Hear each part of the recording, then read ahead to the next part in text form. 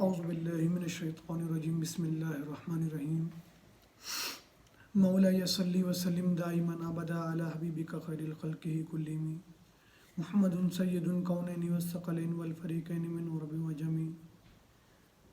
اللہ کے فضل اس کی توفیق سے آج ہم سورۃ توبہ کا خلاصہ دیکھیں گے۔ سورۃ توبہ اپنے دور کے اعتبار سے مدنی صورت ہے۔ اس کی کچھ آیات مکی بھی ہیں اور مدنی بھی ہیں۔ تو اس کے 16 رکوع ہیں اور آیات 129 ہیں، 129 آیات ہیں۔ اگر ہم اس کی بات کریں کہ سورۃ توبہ کی جو وجہ تسمیہ اس کو نام رکھنے کی اس کو جو وجہ تھی وہ کیا تھی، تو جو توبہ کہنے کی وجہ تھی اس میں جو ہے نا کچھ اللہ سبحانہ و تعالیٰ نے کچھ آیات ہیں جن کا ذکر اللہ تعالیٰ نے کر دیا، اور وہ چند آیات ہیں جن کے اندر توبہ کا ذکر ہے، اس لیے اسی مناسبت سے سورت کا نام سورۃ توبہ بھی رکھا گیا۔ ایک حدیث میں آتا ہے کہ حضرت ابن عباس رضی اللہ تعالیٰ سے روایت ہے کہ یعنی سورۃ توبہ تو منافقین کو رسوا کرنے والی ہے۔ یہ فرما دیا کہ سورۃ توبہ تو منافقین کو رسوا کرنے والی ہے، تو اس سے پتہ چلا کہ اس کا نام سورۃ توبہ ہے۔ تو ایک تو اس کی فضیلت بھی ہمارے پاس آ گئی اور اس کا نام بھی ذکر ہو گیا، اور یہ صحیح بخاری کی کتاب و تفسیر 4882 میں ذکر کر دیا، 4882 میں۔ تو اگر ہم اس کی ترتیب کے لحاظ سے دیکھیں تو یہ قرآن پاک کی آخری صورتوں میں سے آتی ہے، کہ یہ قرآن پاک کی آخری صورت ہے جو سب سے آخر میں نازل ہوئی۔ حضرت براء بن عازب رضی اللہ تعالیٰ عنہ سے روایت ہے کہ سب سے آخر میں جو صورت نازل ہوئی وہ سورۃ برات ہے۔ سورۃ توبہ کو سورۃ برات کا نام بھی دیا گیا ہے، اس لیے اس کا ذکر آ گیا۔ حضرت صحیح بخاری کتاب و تفسیر حدیث نمبر 4605 میں اس کا ذکر ہے۔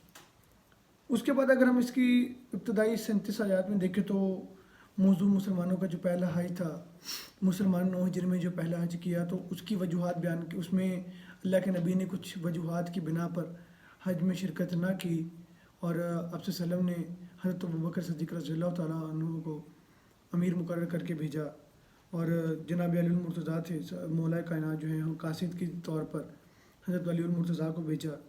تو وہاں پر جو 6 ہجری کو صلح حدیبیہ کا جو معاہدہ ہوا تھا، اس کے بعد یہاں پر اسی کے ساتھ آگے 10 سال کا جو معاہدہ تھا انہوں نے معاہدہ توڑا، بنو خزاع پر حملہ کیا بنو بکر والوں نے۔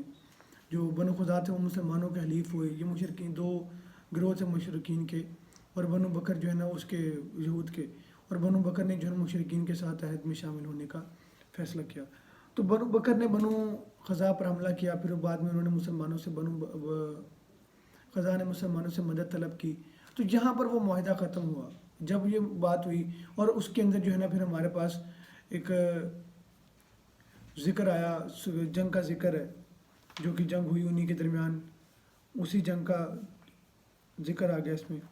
ساتھ ہی غزوہ حنین کا ذکر ہے، جو غزوہ حنین انہی کے خلاف ہوئی تھی۔ آیت نمبر 26 سے 25، 26 اور 27 میں غزوہ حنین کا ذکر ہے، کہ غزوہ حنین جو ہوئی اس میں ساری کی ساری تفصیل بیان کی گئی ہے کہ کیسے ہوئی، اس کی وجہ بنو خزاع پر حملہ تھا۔ تو پھر اللہ تعالیٰ نے اس کا سارا بیان کر دیا، اور پھر اللہ سبحانہ و تعالیٰ نے اس میں مسلمانوں کو، پہلے تو مسلمان جو تھے تھوڑا سا ان کو غرور و تکبر تھا۔ غزوہ حنین کے موقع پر مسلمانوں کی تعداد زیادہ تھی، تعداد بڑھ چکی تھی، اسلام لوگ قبول کر چکے تھے۔ فتح مکہ کے بعد کی بات ہے، یہ غزوہ حنین 9 ہجری کے لگ بھگ ہو رہا ہے۔ تو وہاں پر ان کو بہت زیادہ غرور تھا، اپنے تکبر، تھوڑا سا مسلمانوں نے غرور کیا۔ تو اللہ تعالیٰ نے مسلمانوں کو اترانے کی جو ہے نا تھوڑا سا ان کو بتایا کہ اے مسلمانوں، کبھی بھی تمہاری طاقت کسی کام نہ آئے گی جب تک کہ تمہارا مال کی کثرت تمہارے کام نہیں آ سکتی۔ اللہ تعالیٰ جس کو چاہے گا فتح نصیب فرمائے گا، حق کی ہمیشہ فتح ہوتی ہے۔ تو تمہارا اللہ تعالیٰ نے تھوڑا سا جھٹکا دے کر مسلمانوں کا جو یہ تھوڑا سا ان کے اندر تو تکبر تھا اس کو ختم کرنے کی یہاں پر کوشش کی، کہ اچانک سے مسلمان وہاں پر پہنچے حنین کے مقام پر، تو تقریباً 10,000 کے لشکر کے ساتھ آپ صلی اللہ علیہ وسلم یہاں نکلے۔ تو وہاں پر مسلمانوں کو جو تھوڑا سا ایک جھٹکا لگا، وہاں پر جو ہے نا وہ ایک خطرناک تھا مرحلہ تھا مسلمانوں کے لیے۔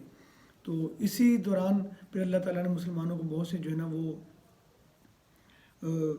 جہاد کا جو مال تھا، اس سے جہاد کا مال نہیں، معذرت کے ساتھ جو مال غنیمت تھا وہ مسلمانوں کو کافی زیادہ ملا۔ اس کے بعد اسی میں جو ہے نا مشرکین کا متکبرانہ گمان ہے، ان کا ذکر کیا گیا ہے کہ ہم کعبہ کے متولی ہیں، تو ان جیسی یہ سارے کے سارے کام اس میں ذکر کیے گئے ہیں۔ اگر ہم دیکھیں کہ سورت کا نام سورت توبہ کیوں رکھا گیا اور اس کے شروع میں بسم اللہ کیوں نہیں ہے، توبہ کا نام تو میں نے بتا دیا کہ کیوں رکھا گیا، اور اس کے اندر اس شروع میں بسم اللہ کیوں نہیں ہے۔ اس میں جو ہے نا وہ منافق مشرکین سے جو امان اٹھا لیا گیا، امان اٹھانے کی وجہ سے صورت کے اندر جو ہے نا وہ بسم اللہ نہیں ہے۔ اور کچھ علماء و مفسرین کہتے ہیں کہ یہ صورت انفال کا ہی حصہ ہے، اسی وجہ سے یہ صورت میں اس کے آگے جو ہے نا بسم اللہ نہیں لکھی گئی۔ تو دوسرا آسان یہ ہے، سب سے بہتر یہ ہے کہ اس صحابہ کرام کہتے ہیں کہ اس کے آگے اس لیے نہیں لکھی گئی کیونکہ اس میں جو ہے نا اللہ کے نبی نے بسم اللہ نہیں لکھوائی تو نہیں لکھی گئی۔ اور اسی غزوہ میں حضرت آپ صلی اللہ علیہ وسلم نے حضرت عثمان بن عوف کے ذریعے پیچھے جو ہے نا وہ نماز بھی پڑھی غزوہ تبوک کے اندر۔